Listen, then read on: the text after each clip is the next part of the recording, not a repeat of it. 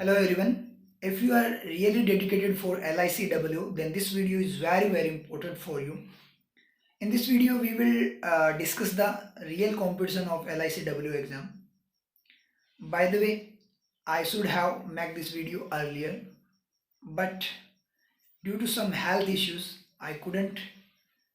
And you can see my throat is still struggling, still damaged, and you can feel it with the voice quality. Okay. तो मुद्दा start करने से पहले एक बार important बात कर लेते हैं। चैनल को सब्सक्राइब कर लेना और नोटिफिकेशन ऑन रखना, क्योंकि नेक्स्ट सेशन स्टार्ट होने वाला है और जल्द ही अपनी जो साइंटिफिक वे में जो इंग्लिश का फाउंडेशन बैच है वो लॉन्च होने वाला है, जिसमें अपने टॉपिक वाइज क्लासेस करेंगे जैसे क्लासरूम में करते थे। मतलब हर एक चीज़, हर एक पॉइंट, हर एक टॉपिक को क्लियर करते हुए चलेंगे, साथ में एडिटोरियल भी करेंगे और साथ में पेपर सॉल्विंग भी करेंगे। ठीक है, तो चैनल को सब्सक्राइब कर लेना और जल्द ही आपको जो क्लासेस का जो शेड्यूल है उसकी वीडियो मिल जाएगी। तो नोटिफिकेशन ऑन रखना ताकि आपको नोटिफिकेशन मिल जाए और वीडियो आपसे मिस ना हो। ओके, तो अब मुद्दे पे आते हैं, LICW के कंपटीशन पे। तो first of all I talk about the applications received, total number of the registration. तो यहाँ पे 6,11,000 के अराउंड जो है रजिस्ट्रेशन हुए हैं, एप्लीकेशन रिसीव हुई है। अगर ऊपर वाले 11,000 छोड़ दो, मान लो कि बाई चांस किसी कैंडिडेट ने क्या कर दिया, गलत फिल कर दिया, तो वो क्या करते हैं, more than one time registration कर देते हैं। तो ऐसे 11,000 को छोड़ देते हैं, तो पीछे बचते हैं आपके 6 लाख एप्लीकेशंस। मतलब वैकेंसीज है 300, कैंडिडेट्स है 6 लाख, मतलब एक सीट पे 2,000 कैंडिडेट्स क्या करेंगे, फाइट करेंगे। अब यहाँ पे रेशियो आप देख सकते हो, रियल में इजी कंपटीशन नहीं है, बहुत ज़्यादा टफ कंपटीशन है। अब यहाँ पे मैं अगर बात करूँ LICW की, थोड़ा सा कंपैरिजन अपने कर सकते हैं RRBs के साथ, क्योंकि यहाँ पे भी आपका इंग्लिश यहाँ पे क्वालिफाइंग इन नेचर है। RRBs में प्री की अगर मैं बात करूँ तो प्री में वहाँ पे क्वांट एंड रीजनिंग दो ही आते हैं। यहाँ पे क्वांट एंड रीजनिंग और इंग्लिश आएगा, लेकिन वो क्वालिफाइंग है, इसलिए क्वांट एंड रीजनिंग के ही मार्क्स यहाँ पे आपके कंसिडर होंगे। मतलब आउट ऑफ 70 आपको मार्क्स लेकर आने हैं। RRBs में आउट ऑफ 80 होता है। और आप कट ऑफ की अगर अपने बात करें तो 70+ कट ऑफ रहती है कुछ जो प्रीमियम स्टेट्स हैं जैसे राजस्थान वगैरह। ठीक है, लेकिन यहाँ पे क्या है, RRBs और इसके कॉम्पिटिशन में बहुत ज़्यादा दिन रात का डिफरेंस है। RRBs में क्या होता है कि जो आपका कॉम्पिटिशन है वो स्टेट वाइज डिवाइड हो जाता है। तो मतलब जो वैकेंसीज है, जो पर सीट की अगर मैं बात करूँ तो इतना ज़्यादा बर्डन नहीं है जितना अब की बार LICW पे है, क्योंकि इंडिया लेवल पे है। और कंपेयर करें अगर पिछले बार की वैकेंसीज, तो इस बार वैकेंसीज भी बहुत ज़्यादा कम है। ठीक है, और एक चीज़ और बताऊँ मैं आपको, LICW बोर्ड एक बात करें तो प्रीमियम जॉब है।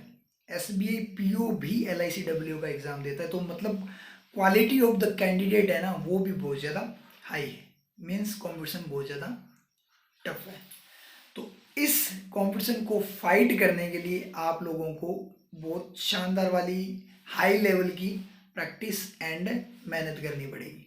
अगर मैं प्री की बात करूं, आउट ऑफ 70 अगर अटैम्प्ट की बात करूं तो कम से कम आपको 60 अटैम्प्ट करने पड़ेंगे।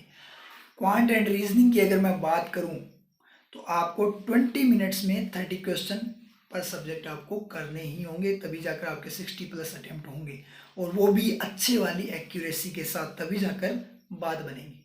ठीक है, मेंस की अगर मैं बात करूं तो उसका तो लेवल ही अलग है, क्योंकि प्री डिफाइंड कट ऑफ है वो बहुत ज़्यादा हाई है। मोस्ट क्रूशियल फैक्टर की बात करूं तो वो आपका GA सेक्शन और इंश्योरेंस सेक्शन है, जहां पर आपको आउट ऑफ 60 30 मार्क्स लेकर ही आने हैं, चाहे कुछ भी हो जाए। क्वांट एंड रीजनिंग में भी कम नहीं लेकर आने, आउट ऑफ 90 आपको 45 मार्क्स लेकर आने। लेकिन GA सेक्शन आपका जो इंश्योरेंस वाला पार्ट है वो थोड़ा सा आप क्रूशियल बोल सकते हो, क्योंकि अभी की अपने बात करें रिसेंटली जो एग्जाम्स वगैरह, उसमें आपने देखा होगा कि GA सेक्शन का जो आपका कट ऑफ है वो कितनी कम जाती है। और अगर मैं बात करूँ 30 मार्क्स की, तो 30 मार्क्स मुश्किल से 1 या 2% लोगों के ही आते हैं। तो GA सेक्शन के लिए आपको, मेंस के लिए आपको अभी से तैयारी स्टार्ट करनी पड़ेगी, साथ की साथ ही प्री से पहले ही। ठीक है, क्योंकि ऐसे नहीं है, वेट नहीं कर सकते कि प्री का एग्ज़ाम देंगे या फिर उसके बाद रिजल्ट का वेट करेंगे, ऐसा तो कर ही नहीं सकते, कोई चांस ही नहीं है। समझ में आई आप लोगों के। और एक टाइप से अपने बोल सकते हैं कि मेंस में अगर सेक्शनल पार मतलब पेपर आपका पास है। और जीए सेक्शन के लिए आप जो 6 मंथ्स का या 1 मंथ का कैप्सूल वगैरह आता है उससे काम नहीं चलने वाला, आपको डेली बेसिस पे तैयार करना पड़ेगा। हर एक न्यूज़ आपके माइंड में होनी चाहिए, आपकी अवेयरनेस में होनी चाहिए, तब जाकर बात बनेगी। तो देख सकते हो आप कितना ज़्यादा लेवल है कंपटीशन का। तो आपको अपनी स्ट्रेटेजी भी उसी के अकॉर्डिंग फॉलो करनी पड़ेगी और अपनी प्रैक्टिस भी उसके अकॉर्डिंग। अगर मैं प्रैक्टिस की मैं बात करूँ, अगर प्री की अकॉर्डिंग अगर अभी मैं बात करूँ, मेंस के अपने बाद में बात करेंगे, ठीक है। तो आपको चैप्टर टेस्ट पे फोकस करना है। चैप्टर टेस्ट जितने ज़्यादा करोगे आप, जो मॉक टेस्ट आपने जो भी परचेज कर रखा है, टेक्स्ट बुक वगैरह, टेक्स्ट बुक का अच्छा है, ठीक है, गाइडली भी अच्छा है। तो आपको क्या करना है, उसके चैप्टर टेस्ट करने हैं, उसी से आपकी स्पीड बनेगी। स्पीड बहुत ज़्यादा मैटर करेगी यहाँ पे। प्री डिफाइंड कट ऑफ है इसलिए भी, ठीक है, हर वे में आपको स्पीड प्लस एक्यूरेसी दोनों यहाँ पे बहुत ज़्यादा मैटर करेंगी। तो कंपटीशन का लेवल तो आप लोगों को पता चल गया कितना ज़्यादा लेवल है।